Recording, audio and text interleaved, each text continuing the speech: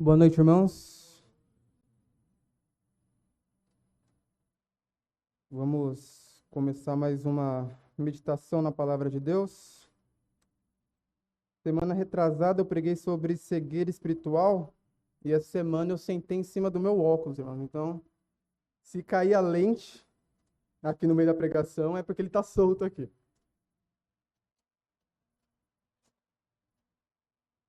Nós vamos abrir em Apocalipse capítulo 3.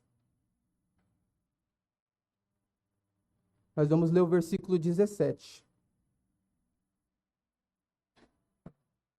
Esse texto, ele foi citado na última pregação que eu fiz, eu citei ele, dentro do contexto de cegueira espiritual. E hoje a gente vai ver um outro aspecto que nós também podemos aprender ao meditarmos, né, nesse texto aqui de Apocalipse. Apocalipse 3, versículo 17. Diz assim: Como dizes, rico sou e estou enriquecido e nada tenho falta, e não sabes que é um desgraçado e miserável e pobre e cego e nu. Bom, irmãos, como nós já vimos, esse texto aqui fala de uma igreja, a igreja de Laodiceia. É uma carta de Jesus Cristo, né? Ele faz 7 cartas aqui, uma para cada igreja, e esta aqui é a última carta, a carta direcionada a Laodiceia, onde ele fala a situação que aquela igreja se encontrava e o que aquela igreja devia fazer para poder sair daquela situação e, no caso dessa igreja aqui, né, se encontrar novamente com o Senhor. E no versículo 17 fala em como aquela igreja se sentia, em como ela achava que estava, né? Ele fala: rico sou, estou enriquecido e de nada tenho falta. Era uma afirmação daquela igreja, daqueles irmãos, né, onde eles achavam que eram ricos, né? Uma igreja talvez que era próspera em riqueza material, né? Talvez tinha um culto bonito, membros, bastante membros, e tudo parecia talvez estar bem. E eles faziam essa afirmação: de nada tenho falta. Só que a palavra de Deus, Jesus Cristo aqui no caso, exorta aquelas pessoas e ele fala: não sabes que é um desgraçado, miserável, pobre, cego e nu. Palavras fortes, né, para alguém que se considerava estar bem, que não tinha falta de nada. Hoje nós vamos falar um pouquinho sobre a autossuficiência do homem.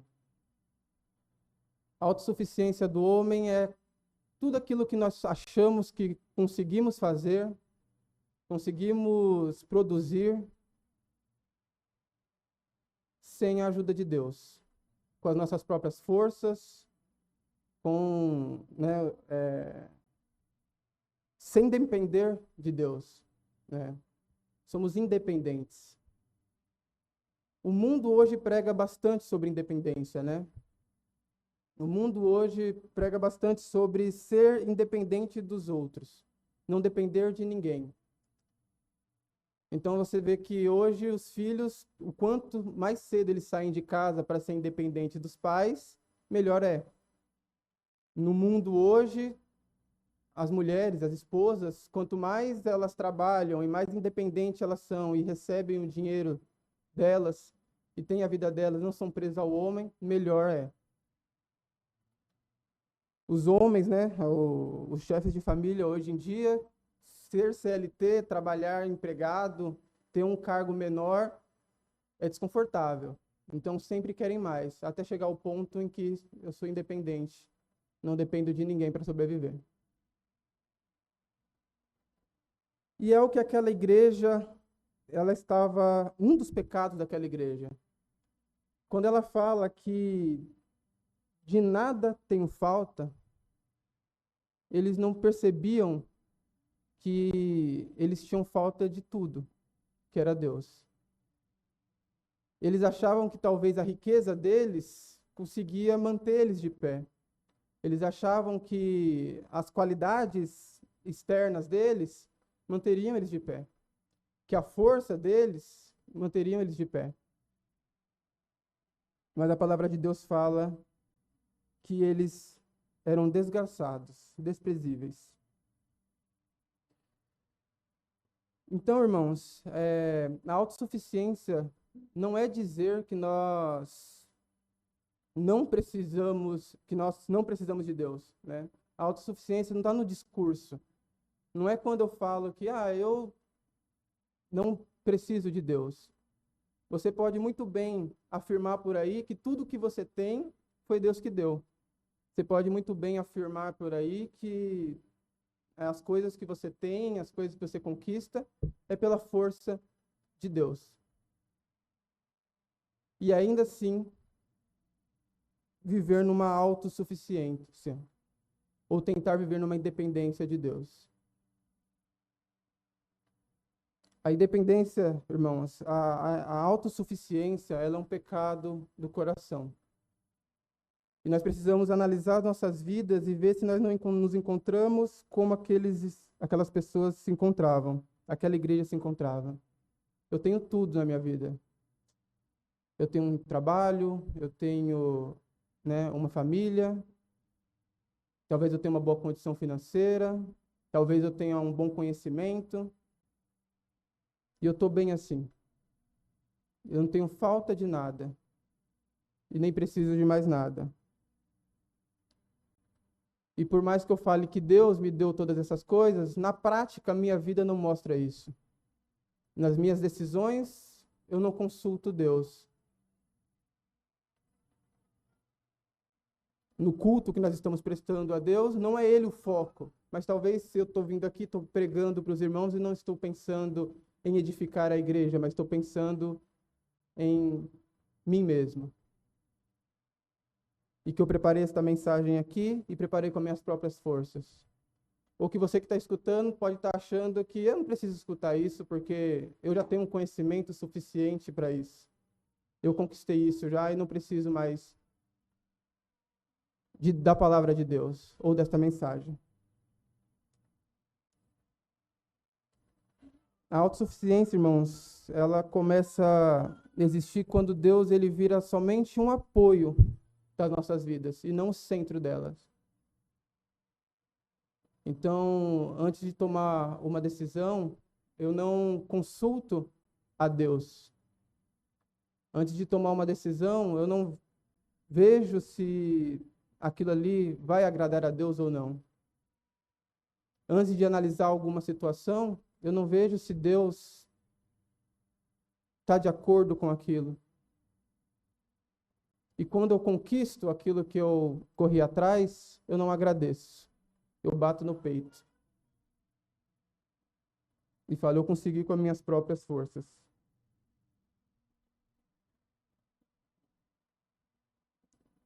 Aquela igreja, ela achava que era uma igreja independente. A gente é uma igreja independente, né?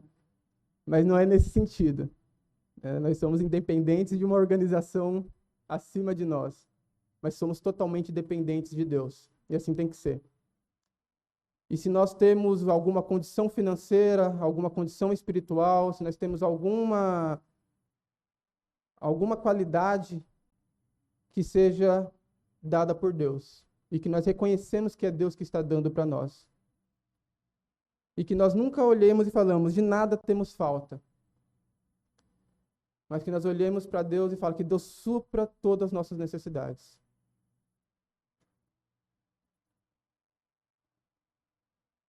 Nós vamos abrir lá em Provérbios, capítulo 3, versículos 5 a 6, e vamos ver um pouquinho sobre o que é a autossuficiência.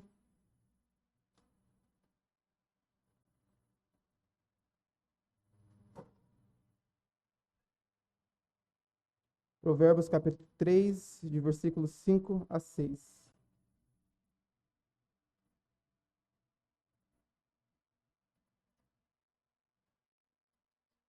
Diz assim, versículo 5. Confia no Senhor de todo o teu coração, e não te estribes no teu próprio entendimento. Reconheçam em todos os seus caminhos, e ele endireitará as tuas veredas.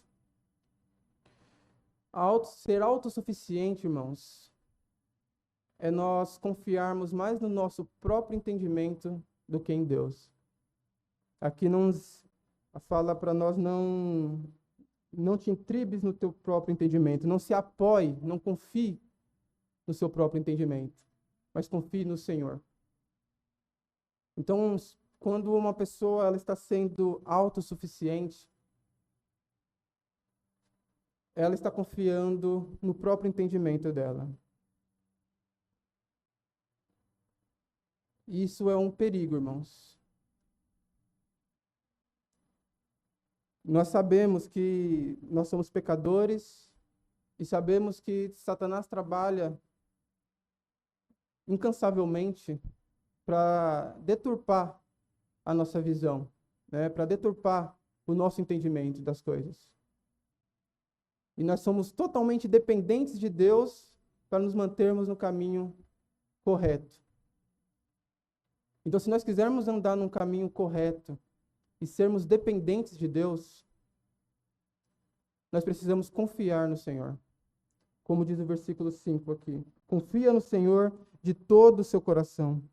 No versículo 6, reconheça-o em todos os teus caminhos. Nós somos dependentes de Deus, irmãos, em todos os nossos caminhos. Não é só na igreja onde nós afirmamos que é Deus que está trabalhando em nossos corações aqui, para nós entendermos a palavra. Não é só na leitura bíblica, ou não é só na oração. Mas nós somos dependentes de Deus no nosso trabalho, nós somos dependentes de Deus no nosso dia a dia, na nossa casa. E a questão aqui não é se uma pessoa é dependente de Deus e a outra não é. Nós temos um cristão que ele é totalmente dependente de Deus, então ele trabalha para glorificar o Senhor, reconhecendo que é o Senhor que dá forças para ele poder trabalhar. Ele constitui uma família porque ele sabe que é o Senhor que está trabalhando na vida dele, dando condições de ele cuidar dessa família. O cristão, ele vem pregar, vem para a igreja e sabe que é o Senhor que vai trabalhar no coração dele para ele mudar. Em contrapartida, o incrédulo, ele não reconhece o Senhor nos seus caminhos, mas é o Senhor que dá força para ele poder trabalhar. É o Senhor que dá forças para ele sustentar a família dele. E se ele tem alguma coisa, foi porque o Senhor permitiu que ele tivesse. Então não existe alguém que não é dependente de Deus. Todos são dependentes de Deus. Mas a questão está em reconhecer isso. E o que a palavra de Deus pede para nós fazermos é reconhecermos a nossa dependência de Deus. É nós reconhecermos o quão miserável e necessitado nós somos de Deus. Ele fala que se nós fizermos isso, Ele endireitará os nossos caminhos. Precisamos olhar para nossas vidas, irmãos, e verificar se nós estamos reconhecendo isso. Analisar as nossas vidas e ver se nós realmente no dia a dia entendemos que se estamos de pé é porque o Senhor está nos sustentando. Hoje o irmão citou um texto, e nós vamos ler esse texto aqui hoje também, falando acerca do rico insensato, né? Aquele que juntou tesouros e juntou a vida toda tesouros. E nós vamos ver que em nenhum momento ele consultou a Deus. Em nenhum momento ele viu, né, ou pensou se Deus estava de acordo com aquilo. Mas quanto mais poder ele teve, mais ele achou que era autossuficiente para fazer o que bem queria. E expandiu todos os seus celeiros, juntou todo o seu dinheiro. Então, irmãos, a autossuficiência é uma questão principalmente do coração do homem. Alguém que reconhece a dependência de Deus e alguém que não reconhece, ambos podem crescer na vida. Ambos podem ter dinheiro, ambos podem crescer em cargo, em status, ambos podem constituir uma família, ambos podem fazer as mesmas coisas. Mas o que vai diferir um do outro é a intenção do coração. Eu posso querer ganhar muito dinheiro, visando ajudar a igreja, ajudar os mais pobres, aproveitar esta vida aqui, agradando ao Senhor. Ou eu posso juntar muito dinheiro e achar que domino o mundo, que sou dono de tudo, de todos. E a gente precisa analisar o nosso coração para ver onde nós estamos, se nós estamos errando, se nós estamos praticando ou estamos tendo esse sentimento. O pecado da autossuficiência, irmãos, do orgulho, ele nasceu em Gênesis. O primeiro pecado do homem mostra isso para nós. O pecado entrou no mundo através do pecado da autossuficiência, ou pelo menos do desejo de ser autossuficiente. Vamos abrir lá em Gênesis capítulo 3, versículo 4 e 6.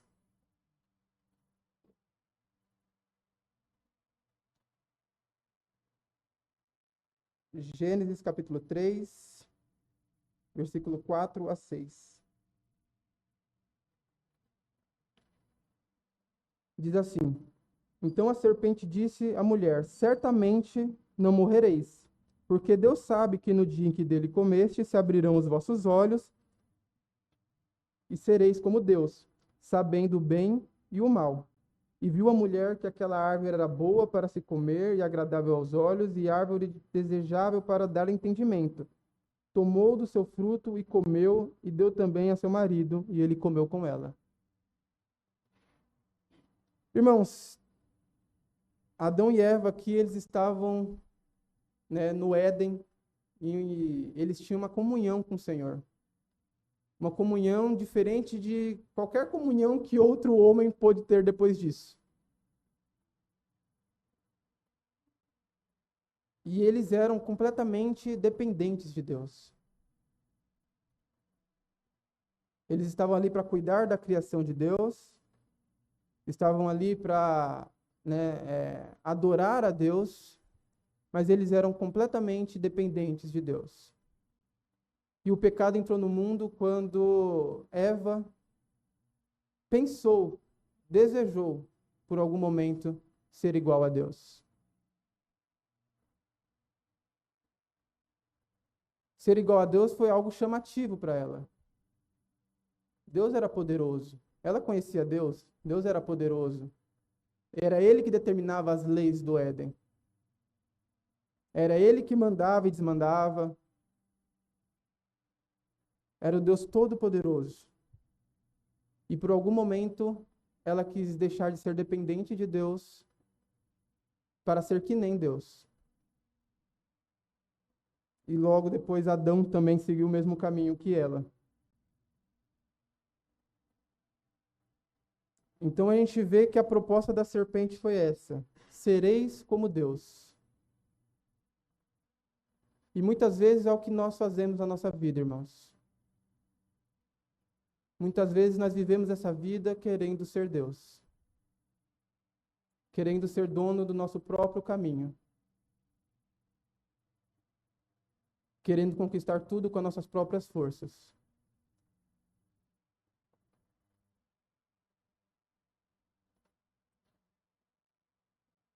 Hoje, né, a gente fala muito de idolatria, e geralmente quando a gente fala muito de idolatria, a gente fala muito do catolicismo, né, as imagens e tudo que acontece, mas talvez hoje, em termos de idolatria, o maior problema é a idolatria do próprio eu.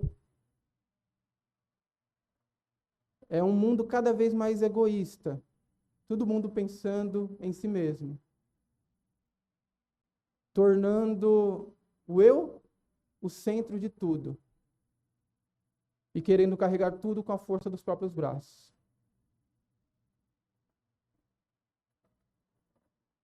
A visão da mulher empoderada hoje é grande, né? A mulher que faz tudo sozinha. Do homem que é perfeito em todos os seus caminhos. É o homem durão, o homem que resolve tudo, que consegue tudo, que constrói tudo e dessa forma ele é próspero em tudo.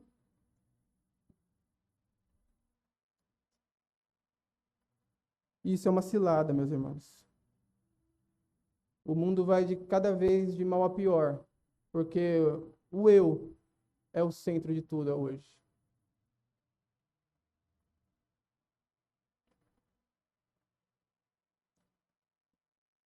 Adão e Eva tiveram uma consequência terrível, porque quiseram ser igual a Deus. E não é diferente se nós também quisermos ser. Eu separei aqui 2 tipos de autossuficiência, digamos assim, para a gente poder falar um pouquinho sobre isso e analisar nas nossas vidas, para ver se nós não estamos colocando isso, né, em prática, né, se nós não estamos sendo autossuficientes. Então, eu coloquei aqui a autossuficiência na vida prática e a autossuficiência na vida religiosa. A gente não deve separar aquilo que é espiritual da nossa vida prática, né? Então, tudo o que nós fazemos, devemos fazer de forma espiritual, seja trabalhar, seja, né, o lazer, qualquer outra coisa. Mas eu separei dessas 2 formas para ficar mais fácil o entendimento. Vamos falar primeiro da autossuficiência na vida prática. Lucas capítulo 12. Vamos para o texto que eu citei agora há pouco. Lucas capítulo 12.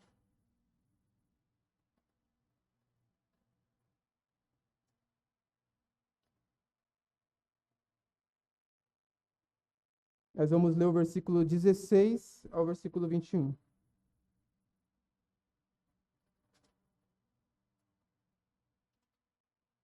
Espera que eu fui para Mateus.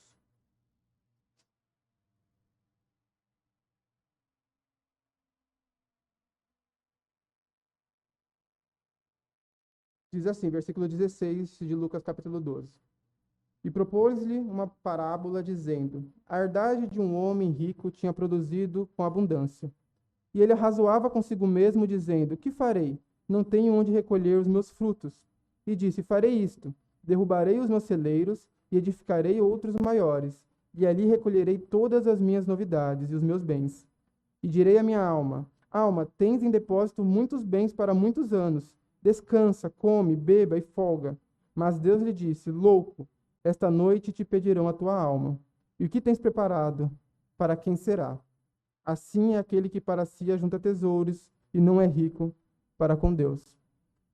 A gente vê que esse rico que junta os tesouros, em nenhum momento ele consulta a Deus. Ele fala com a própria alma, né?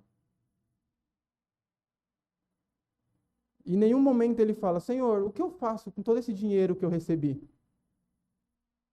Não, ele pergunta para si mesmo, e aqui no texto ele fala: E direi à minha alma: Alma, tens em depósito muitos bens para muitos anos. Ele se preocupa com ele mesmo. E ele tinha poder para isso, ele tinha muito dinheiro. E o dinheiro fez com que ele achasse que era dono de tudo, que ele podia tudo. O irmão Daniel falou hoje sobre o perigo que é nós ganharmos muito dinheiro, né? A Bíblia ela é repleta de conselhos falando contra a avareza, falando do perigo que é ganhar muito dinheiro, né? Porque o dinheiro nos traz poder, pelo menos um poder aparente aqui neste mundo. E facilmente nós somos engodados, irmãos. Facilmente nós nos perdemos por causa do dinheiro. O dinheiro dá status para nós. Geralmente, quando nós ganhamos dinheiro é porque nós temos algum cargo muito grande. E tudo isso faz nós termos um sentimento de autossuficiência. Eu eu posso. E não consultamos Deus. Foi o que esse homem rico fez. Ele juntou tesouros, ele consultou a si mesmo, fez o desejo do coração dele, e a consequência disso, irmãos, é terrível. Jesus fala, louco.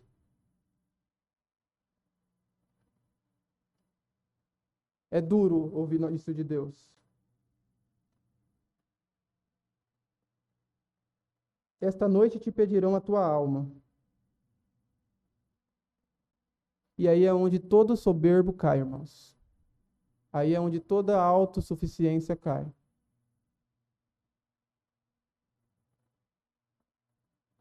Eu posso achar que nesta vida eu não dependa de ninguém, eu faço tudo por mim mesmo, eu sou forte o suficiente. Mas uma hora a conta chega. Todos nós aqui um dia morreremos. E se não morrermos, Cristo voltar antes, nós estaremos diante de Deus. E toda aquela autossuficiência, tudo aquilo que nós achamos que nós podíamos, todo aquele poder, vai por água abaixo.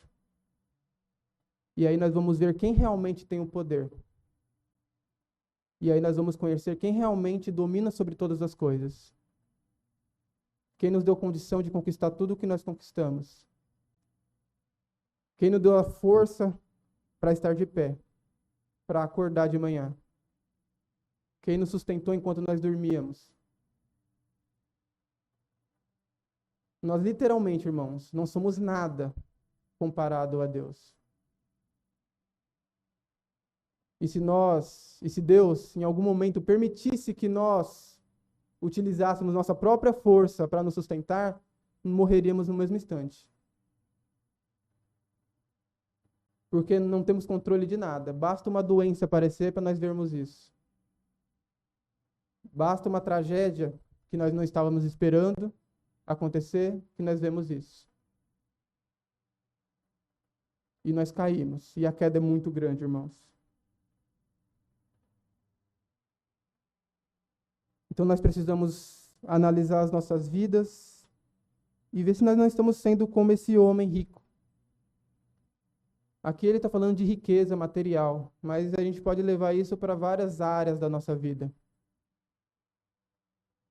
Será que nós não estamos batendo no peito e falando, eu conquistei isso com a força do meu braço? Será que nós não estamos planejando a nossa vida como se nós tivéssemos o controle de tudo? Porque daqui 2 anos eu vou fazer isso, e vai ser dessa forma. E acreditamos nisso como se dependesse de nós que tudo isso acontecesse.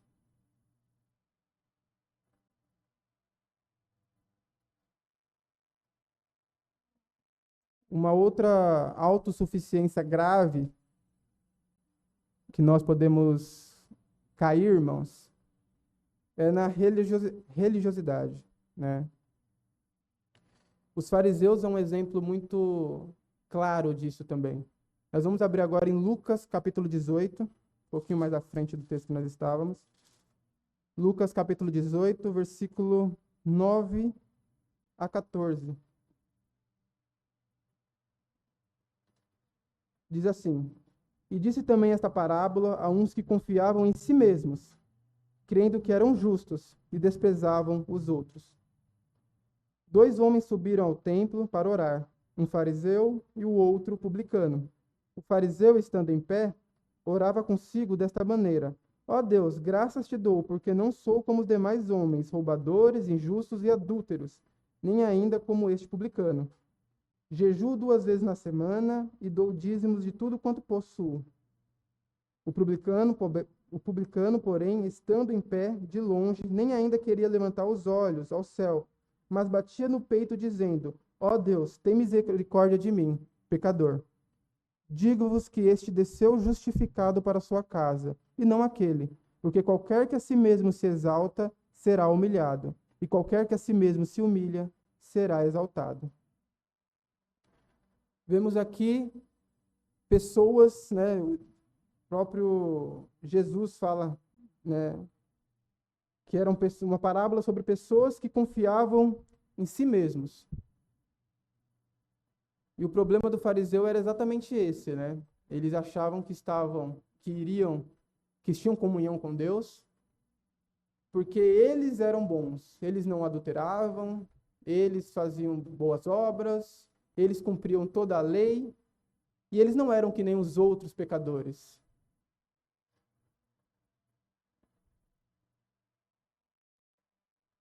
Aqui, os fariseus eram homens incrédulos, pessoas que não conheciam a palavra de Deus. Mas isso também pode acontecer no nosso meio, irmãos. Isso pode acontecer também dentro do povo de Deus. Quando nós caímos no erro de acharmos que somos melhores do que os outros. Quando nós esquecemos que nós estamos aqui porque um dia Jesus Cristo morreu na cruz por nossos pecados e que nós somos completamente dependentes desse sacrifício. E achamos que a nossa bondade ou alguma coisa de bom que nós temos vem de nós mesmos. E queremos resolver todas as coisas por nós mesmos. E pregamos para o incrédulo, não com sentimento de amor, como foi falado hoje, mas com sentimento de que eu sou melhor que ele e preciso mostrar isso para ele. Ou não ter compaixão do seu próximo quando ele peca.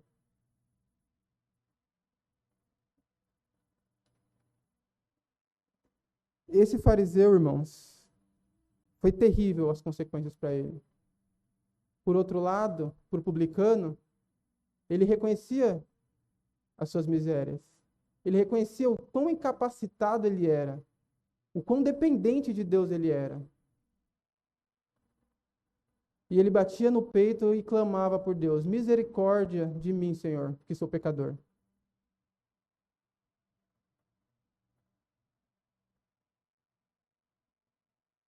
Misericórdia de mim, Senhor. É tão difícil, né? Para alguém que é soberbo, para alguma pessoa orgulhosa, pedir desculpas, pedir perdão, pedir por misericórdia. Nesse mundo, isso é visto como fraqueza. Mas bendita a fraqueza, irmãos. Bendita a fraqueza que nos faz ser dependentes de Deus. Que nós não sejamos como esses fariseus. E na nossa vida de igreja, na nossa vida religiosa, nós cometemos os mesmos erros. Se não vai acontecer com nós igual aconteceu com a igreja de Apocalipse 3. Nós vamos ver aqui um exemplo claro de um homem que servia a Deus e que por causa da soberba, da autossuficiência, caiu.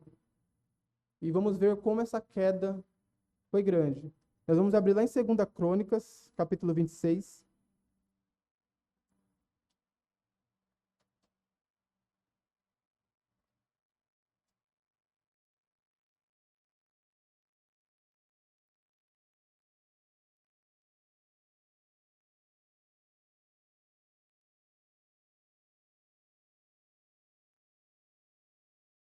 Vamos ler o versículo 1 primeiro, para a gente poder entender o texto. 2 Crônicas, capítulo de 26, versículo 1. Então todo o povo de Judá tomou a Uzias, que tinha 16 anos, e o fizeram rei em lugar de Amazias, seu pai. Este edificou a Elote e a restituiu a Judá, depois que o rei dormiu com seus pais. Tinha Uzias 16 anos quando começou a reinar, e 52 anos reinou em Jerusalém, e era o nome da sua mãe Jecolias, de Jerusalém. E fez o que era reto aos olhos do Senhor, conforme a tudo o que fizera Amazias seu pai. Porque deu-se a buscar a Deus nos dias de Zacarias, que era entendido nas visões de Deus, e nos dias em que buscou o Senhor, Deus o fez prosperar. Então nós vamos aqui falar de Uzias. Uzias foi levantado como rei, e o começo do reinado de Uzias foi muito bom. Aqui fala que ele fez tudo quanto era a vontade de Deus. Ele era reto aos olhos do Senhor. E fala aqui, né, que ele buscou a Deus nos dias de Zacarias, né? Então ele dava ouvidos às profecias de Zacarias. E é isso que todo cristão tem que ser, né? Todo cristão tem que buscar seguir a Deus, ser reto nos seus caminhos. O restante do capítulo vai mostrar tudo que Uzias conquistou. Batalhas, ele edificou, né, prédios na cidade, né, e tudo mais, e viu como ele prosperou enquanto ele estava servindo ao Senhor. Mas no versículo 16, diz assim: mas, havendo-se já fortificado, exaltou-se o seu coração até se corromper, e transgrediu contra o Senhor teu Deus, porque entrou no templo do Senhor para queimar incenso no altar do incenso. Então nós vemos um homem que servia a Deus, e que enquanto estava servindo a Deus, estava prosperando na vida dele. Vimos um homem que era reto aos olhos de Deus, mas que cresceu e teve um status por causa dessa prosperidade, até que isso corrompeu o coração dele.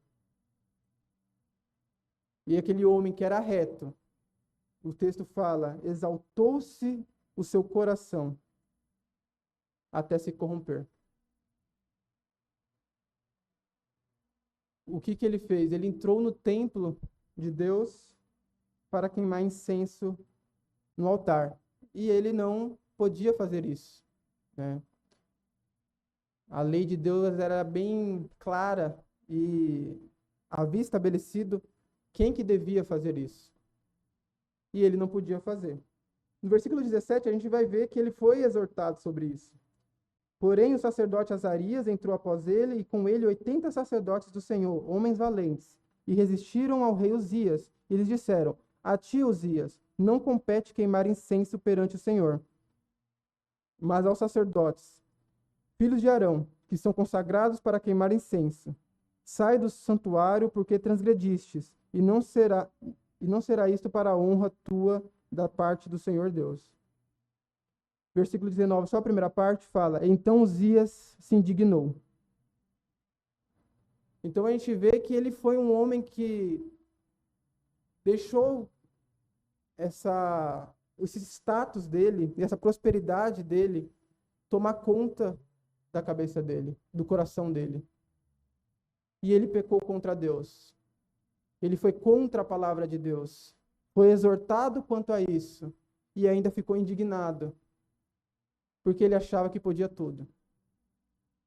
Porque ele esqueceu que era totalmente dependente de Deus, da lei de Deus. E que tudo que ele tinha conquistado foi porque Deus o abençoou, porque Deus deu. A Bíblia fala que ele prosperou porque ele amou o Senhor. E fez aquilo que era reto diante de Deus.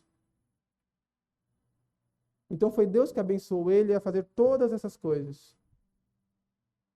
E no final, ele esqueceu disso. E achou que podia fazer tudo o que bem entendia.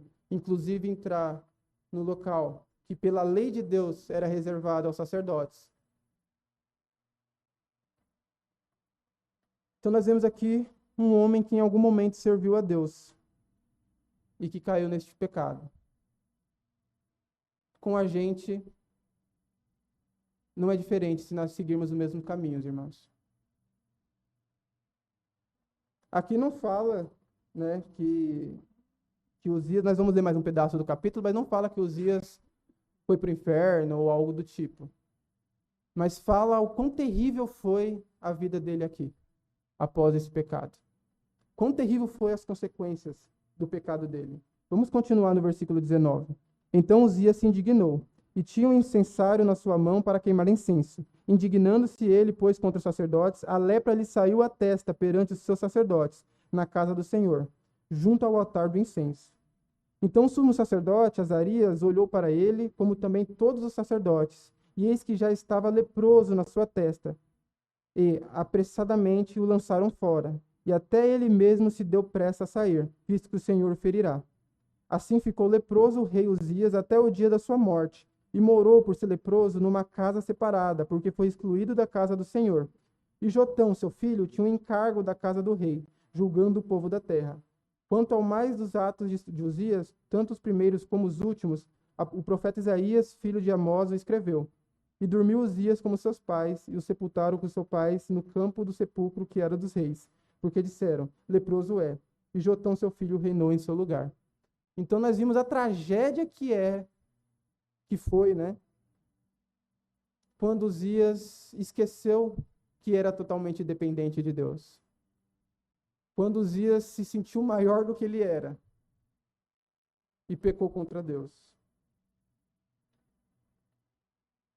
E isso pode acontecer com a gente.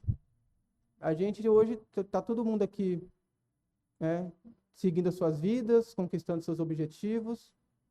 E talvez você hoje olhe para a sua vida e você tenha vários planos, você tenha várias certezas do que vai ser a sua vida daqui para frente. E o Senhor pode te mostrar com uma doença que nada disso é firme. Nada disso está alicerçado. E o que vale mesmo é a vontade de Deus. E quem cuida de tudo é Deus. Tem um Provérbios que fala, muitas são as intenções do coração do homem, mas é o Senhor que dá a última palavra. É o Senhor que nos sustenta, irmãos. Se nós não queremos sofrer as consequências que esses homens sofreram, que Uzias sofreu, que os fariseus, que o homem rico, a gente precisa estar buscando se humilhar diante de Deus. Buscando nos arrepender, entender o nosso estado miserável. Se nós não quisermos estar separados de Deus, porque é isso que a autossuficiência faz. Ela nos separa de Deus. Os fariseus não tinham comunhão com Deus. Uzias foi separado de tudo aquilo que era de Deus.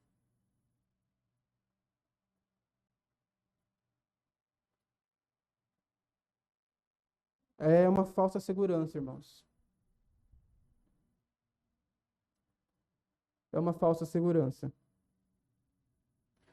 E eu acho que a maior queda, na minha concepção, a maior queda é aquela que nós não esperamos, né? Quando a gente está esperando alguma coisa acontecer, a gente se prepara ainda, né, emocionalmente, para poder passar por aquilo. Agora, quando a gente acha que está tudo muito bem, que está tudo seguro, e de repente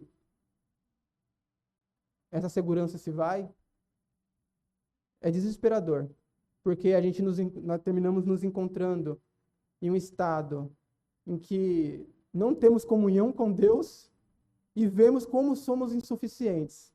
E isso é terrível. O pior momento para se sentir insuficiente é quando você está longe de Deus. Porque é desesperador, meus irmãos. Que nós não sejamos orgulhosos espiritualmente.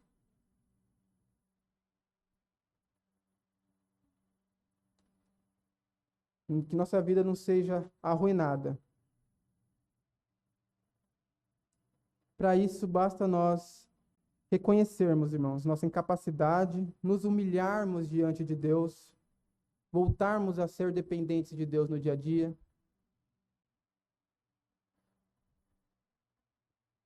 É literalmente entregar o controle nas mãos de Deus. E como eu falei, não é um caso de que eu consigo me desencilhar do controle de Deus, de forma alguma. Deus é soberano e está no seu controle sobre todas as coisas. Mas a questão é reconhecer isso.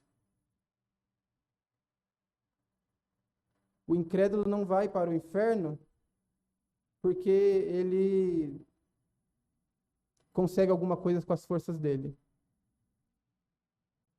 E o cristão porque é totalmente dependente de Deus. Como eu falei, ambos são totalmente dependentes de Deus. A diferença está em que um reconhece isso e se entrega a Deus. Vamos ler isso claramente lá em Tiago, capítulo 4, versículo 6.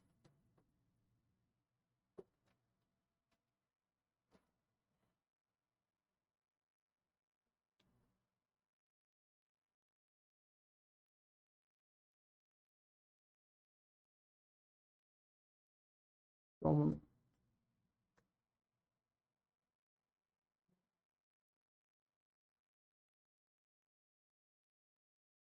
eu esqueci de marcar esse. Aí eu estou cantando a musiquinha na minha cabeça. Tiago, capítulo 4, versículo 6. Antes ele dá maior graça, portanto diz: Deus resiste aos soberbos, mas dá graça aos humildes. Sujeitai-vos, pois, a Deus, resisti ao diabo, e ele fugirá de vós. Chegai-vos a Deus, e ele chegará a vós. Limpais a mão, os pecadores, e vós de duplo ânimo, purificai os corações. Senti as vossas misérias, e lamentai e chorai. Converta o vosso riso em pranto, e o vosso gozo em tristeza. Se nós quisermos ser totalmente dependente de Deus, irmãos, nós precisamos nos humilhar. E se humilhar é uma coisa difícil. O pecado do ego não deixa. Mas é o único caminho, irmãos, para nós reconhecermos a nossa fraqueza. Para nós reconhecermos que não conseguimos nada sem Deus neste mundo. Ele fala aqui: senti as vossas misérias, lamentai e chorai. Converta-se o vosso riso em pranto e o vosso gozo em tristeza. Uma vez eu escrevi um texto, e nesse texto eu falava acerca de como é complexo a vida do cristão, né? Porque ao mesmo tempo que o cristão, ele é uma pessoa aflita, porque ele entende que ele é pecador, ele entende que ele necessita de Deus, ele entende que ele nunca vai chegar à perfeição nesta vida e que está sempre errando, e que ele faz que nem aquele publicano que bate no peito e fala: tem misericórdia de mim, ó Deus. E a gente está sempre aflito em oração. Ao mesmo tempo, nós somos felizes, porque nós temos certeza da salvação, porque nós temos segurança de que não é nós que estamos cuidando de nós, mas é Deus. E aí sim, isso é uma segurança perfeita. É um alicerce inabalável. E isso é complexo. Explicar isso para alguém que não conhece a Deus é difícil. Mas se você está aqui hoje, e talvez você tenha escutado muitas pessoas falando por aí sobre o quão importante é você ser empoderado, o quão importante é você ser autossuficiente, independente,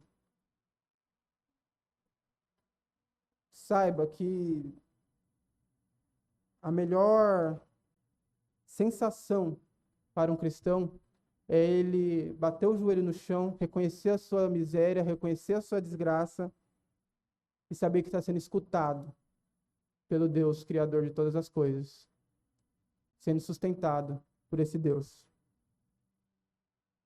Se você quer ter essa experiência, se você quer viver essa complexidade, arrependa-se dos seus pecados.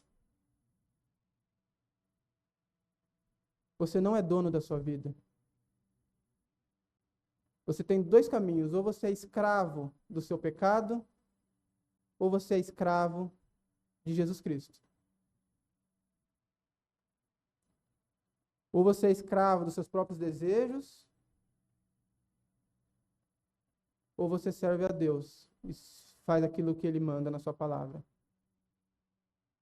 Esse fim de semana eu andei conversando com algumas pessoas que já frequentaram a igreja anteriormente, mas que hoje não frequentam, e um dos questionamentos dessa pessoa foi: eu não vejo que eu tenho liberdade, e eu não vejo que ninguém tenha liberdade, eu não acho isso justo. Porque não é liberdade eu colocar regras e colocar uma pessoa no mundo e falar: ou você segue essas regras e será abençoado, ou você não segue essas regras e vai para o inferno. E ela falou que isso não é liberdade. E eu falei que realmente não é liberdade. A liberdade que a Bíblia expressa não é não é aquela que eu faço o que eu bem entendo. A liberdade que a Bíblia fala é a liberdade que nós encontramos em Jesus Cristo. É a liberdade do pecado. Sermos libertos do pecado. Como eu falei, existem dois caminhos. Ou você é escravo do pecado, ou você é escravo de Jesus Cristo. Ou você tenta viver essa vida independente, tenta viver essa vida pagando pelos seus próprios pecados, fazendo boas obras, se esforçando para conquistar sua salvação, se esforçando para poder fazer coisas boas e ver se Deus olha para você. Ou você reconhece que você é um miserável pecador, condenado ao inferno, e se humilhe diante de Deus. E como Paulo fala: quando sou fraco, então sou forte. Porque aí a graça de Deus opera em nossas vidas, irmãos. E estando de acordo com a vontade dele, viveremos uma vida santa e agradável, eterna ao lado de Jesus Cristo. Então talvez você nunca tenha percebido essa necessidade. Nunca foi ensinado desta forma. Mas hoje você está ouvindo essa mensagem, está ouvindo essa palavra. Então você não tem mais desculpa. Foi te mostrado o Evangelho.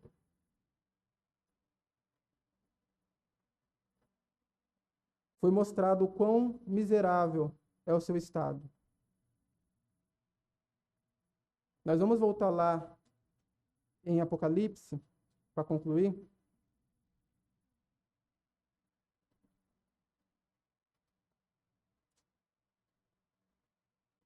Apocalipse 3, versículo.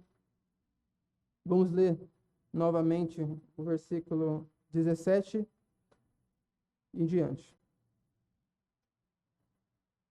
Como dizes: rico sou, estou enriquecido e de nada tenho falta, e não sabe que é um desgraçado, e miserável, e pobre, e cego, e nu.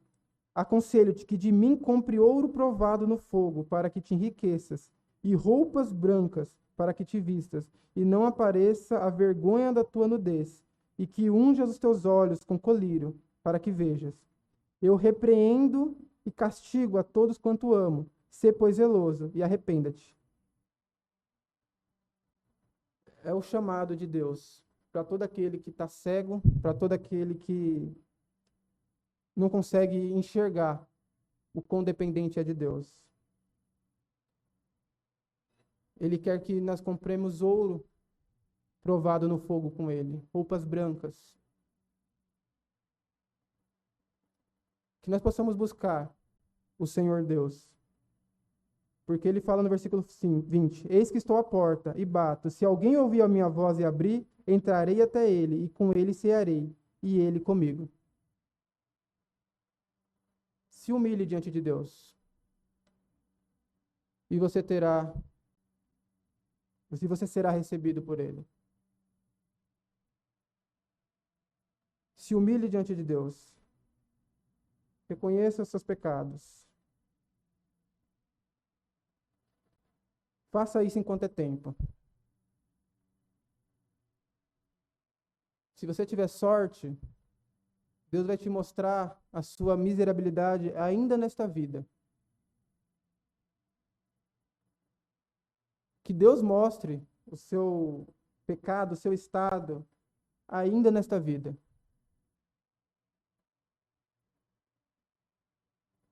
Que nós possamos nos arrepender dos nossos pecados e largar a autossuficiência ainda nesta vida, enquanto as consequências ainda são para essa vida.